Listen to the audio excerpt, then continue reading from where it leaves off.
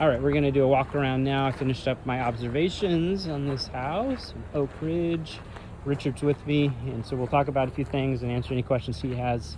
But I wanted everybody else to have a video walkthrough. It's here at the beginning. There's Richard. There's some people talking across the street, a little distracting. We'll stand here in the shade for a second. I'm wondering also if this Bronco comes with the house. So I think that would be pretty cool. I always wanted an old Bronco.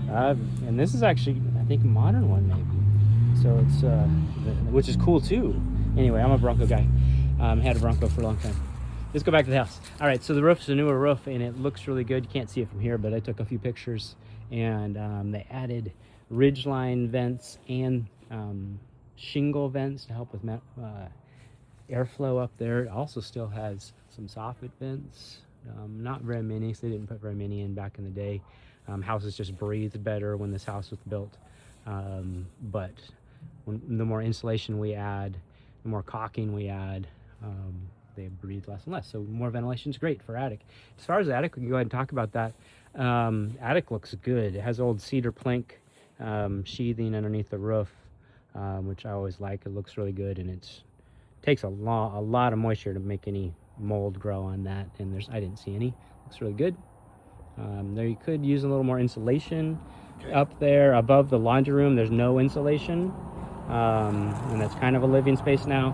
What type of insulation is it? The blown in? Yeah, so it has blown in, and then unfortunately one kind of a defect underneath the blown in is vermiculite. And vermiculite's a natural rock-like, you actually find it in potting soil, the shiny stuff in potting soil. But the problem with it is it often comes from the quarries with asbestos in it. So we always have to mention that it might have asbestos in it. Let's walk around this way. Now here they've added concrete sometime in the past, but it makes for a trip hazard because there's this ununiform step right there, and I tripped on it. And so anyway, that should be known about. It's kind of not a real easy fix, but maybe paint a yellow line on it or something. Maybe not. All right, coming around. So on the front of the house, we saw that there is vinyl siding, and then on the rest of the house, it has fiber cement siding, or Hardy Plank is the brand. You can stop at the garage door. This seal, maybe it's ripped and needs to be replaced, but those can be replaced. It is a newer garage door, insulated metal. So anyway, that's a minor defect. Coming around, most of the window sills or window trim, the paint's peeling off and the caulking's in not very good shape. So much so, like that trim is curling up, focusing on the grass. So anyway, at least some caulking will need to be done to keep water from going in behind the siding. But some of the trim maybe needs to be replaced. I think this is the worst one as far as the trim twisting. Okay. Also, when they did the siding, butt joints aren't supposed to be caulked. They're supposed to have flashing behind them. Now this has neither, and so really probably should be caulked. You can make a choice on that, because I think there is house wrap underneath it. Okay. But is it because it expands, contracts, yes. And you just rip the caulking off? Yes, and that's what happens. And so the manufacturer recommends a piece of flashing, custom-made flashing that goes behind. You can't really add those. Okay. You can't. So the two things we see is either the flashing or caulking, and normally don't leave it open like this. It's like those gaps are pretty big. There's going to be definitely some moisture that gets in there. But it does look like there's a house wrap. I can't really see. Would this be considered an outbuilding and not part of the house? Yeah, it's a detached garage. So here's caulking as well to protect that trim, especially should be recaulked. Yeah, so it's a detached garage, and so it's not technically a part of the house. Yeah. Let's go ahead and go in the garage real quick. So nice. Basically, it's the size of a 2-car garage with a single car door and a man door. You can see the framing from all observations looks pretty good, and that's that cedar plank or tongue and groove up there. Looks really good. There you can see some water staining from sometime in the past behind that siding. There was also a chimney for a garage wood stove.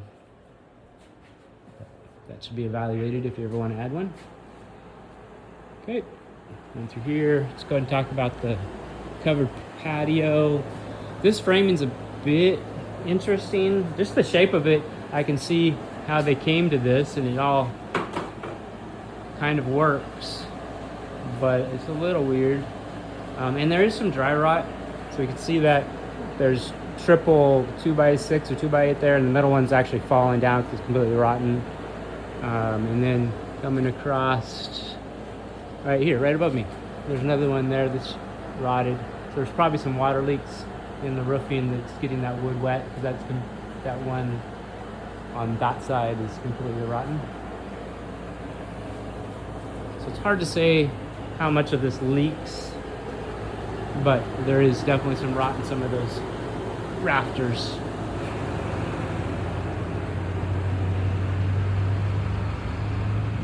Okay, let's keep looking at siding and stuff.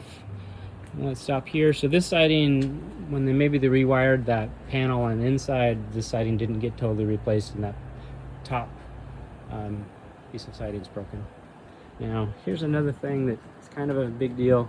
This is considered the main panel. It's a Zinsco panel. Zinscos are bad. And we always just recommend them being replaced, because they're kind of a safety hazard because of the age and the style of breakers they had. So that'd be something to look into.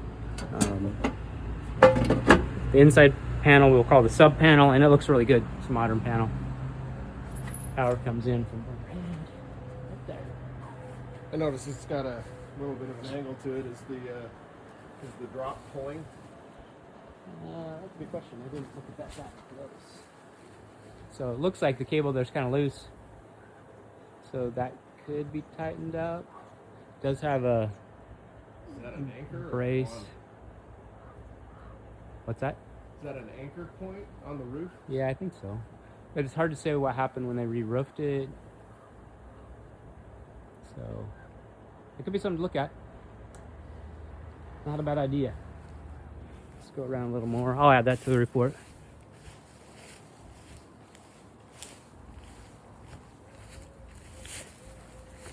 Okay, so here's the crawl space access.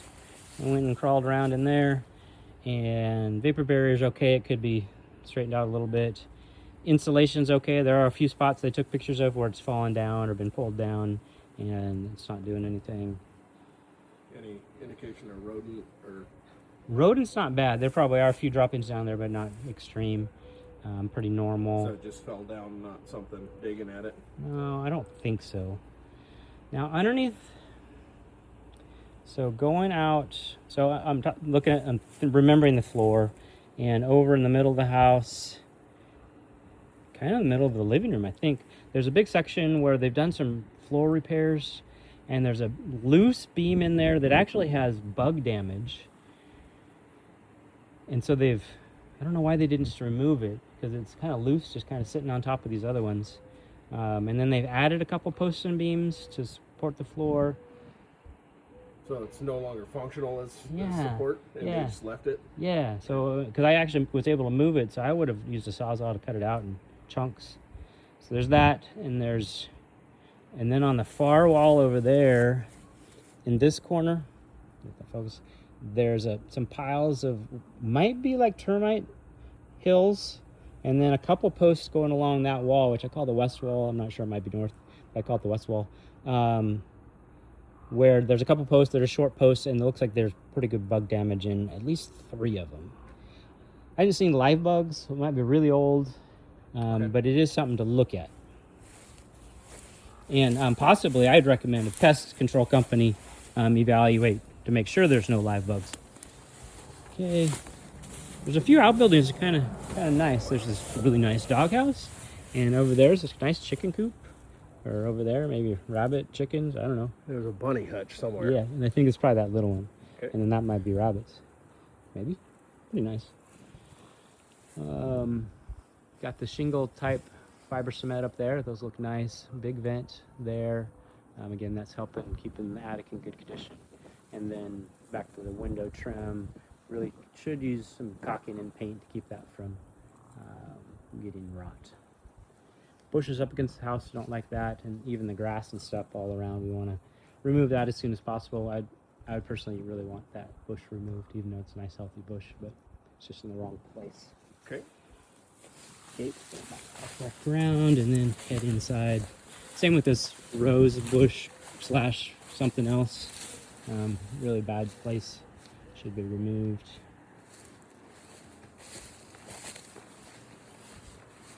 Okay, is there any questions outside, Richard? I don't think so. Okay, so we did do a sewer scope.